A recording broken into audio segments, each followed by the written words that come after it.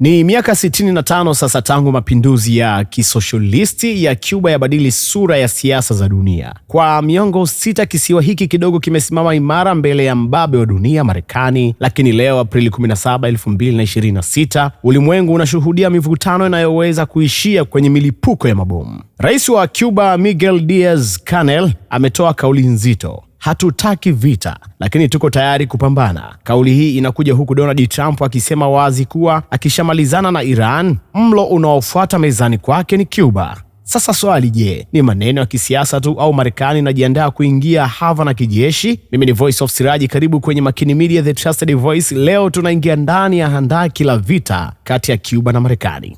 Cuba inapitia kipindi kigumu zaidi kiuchumi tangu kuanguka kwa Umoja wa Kisovieti. Mgogoro wa nishati umeilaza nchi gizani, huku vikwazo vya Marekani vikizidi kubana kola uchumi wa nchi hiyo. Katika maadhimisho ya miaka 65 ya mapinduzi, Diaz-Canel amewataka wa Cuba kuwa tayari kwa lolote, hata mashambulizi ya kijeshi. Lakini upande wa pili, Donald Trump amekoleza moto. Trump ameitaja Cuba kama nchi iliyojaa matatizo na kudokeza uwezekano wa kuivamia mara tu mzozo wa Irani utapopoa. Kwa Trump, Cuba ni kama unfinished business ya enzi za Cold War. Hii inatengeneza hofu ya kurudi kwa nyakati za giza za miaka 1960.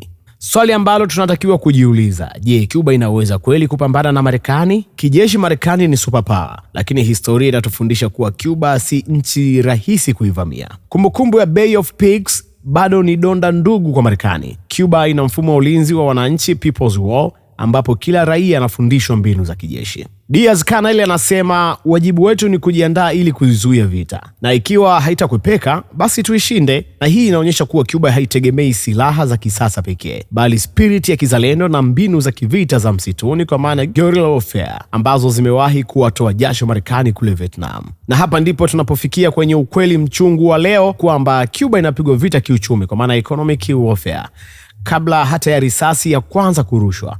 Bila mafuta, bila umeme na bila chakula cha kutosha, jeshi lolote duniani litalegalega. Marekani inajua hili. Vita vya Marekani dhidi ya Cuba imeanzia ndani kabla ya kuanza kutumia silaha za moto. Ukweli mchungu mwingine ni kauli ya Trump kuhusu Cuba. Cuba inaweza kuwa ni mbinu ya kuvuta kura za jamii ya Wacuba wanaoishi Marekani, Cuba exile kule Florida, ambao wanaichukia serikali ya Havana. Lakini kuivamia Cuba kijeshi kunaweza kuingiza nchi za Urusi na China kwenye mzozo huo pia, jambo ambalo linaweza kuanzisha vita vya 3 vya dunia. Swali la kujiuliza: je, Marekani iko tayari kwa gharama hiyo? Cuba imekaa kwenye mdomo wa simba kwa miaka 65. Diaz-Canel anachachamaa, Trump anatishia, lakini mwisho wa siku wananchi wa kawaida ndio wanaolipa gharama mivutano hii. Je, unafikiri Marekani itathubutu kuivamia Cuba kijeshi mwaka huu, au ni maneno ya kampeni za Trump?